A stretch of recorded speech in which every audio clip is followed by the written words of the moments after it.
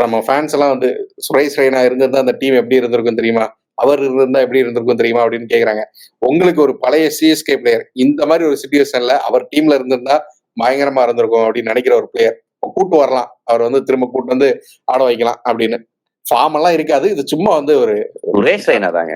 CSK legend அவரு. CSK IPL legend. அவர் ஆடின இன்னிங்ஸ்லாம் சான்ஸ் இல்ல. ஸ்பின்னர்ஸ் எல்லாம் செட்டில் ஆக மாட்டார். முட்டி போட்டு அடிப்பாரு மிட் விக்கெட்ல. அந்த இன்சைட் அவுட் ஷாட் இன்னும் அப்படி கண்ணுக்குள்ளேயே நிக்குது.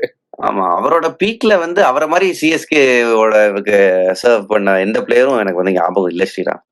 நம்பர் 3 பொசிஷன் அப்படிங்கிறது இன்னும் நம்ம அப்படி தேடி அலைஞ்சுக்கிட்டு இருக்கிறோம். அவர் விட்டு போன இடத்த ஒவ்வொரு 2 சீசனுக்கு ஒருக்க பிளேயரை மாத்திக்கிட்டு இருக்கிறோம். 10-15 வருஷமா ஒரே ஆளா இருந்தவர்.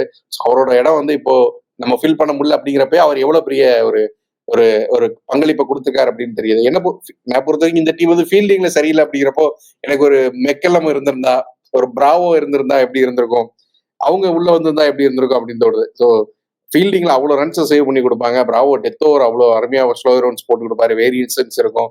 அண்ட் இவர் நம்ம மெக்கல்லம்லாம் அந்த 120 130 கேம் எல்லாம் முன்னாடி வந்து டிஃபெண்ட் பண்ணுவாங்க சிஎஸ்கே. அதுல எல்லாம் ஃபீல்டிங் வந்து பயங்கரமா பண்ணி வச்சிருப்பாரு. அந்த மாதிரி ரிலையபிள் ஓபனர் ஒரு பேங்க் சீசனுக்கு 400ல இருந்து 500 ரன் ஈஸியா வந்துரும். அண்ட் எல்ஐச்சாமி பவுண்டரியில எல்ஐச்சாமி லாங் ஆன் லாங் ஆஃப்ல அவரை தாண்டி வந்து பந்து எங்கேயுமே போகாது.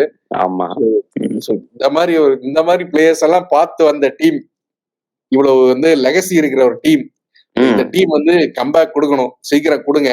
கொடுத்தாதான் இந்த டோர்னமெண்ட் இன்னும் வந்து சுவாரஸ்யமாகும்.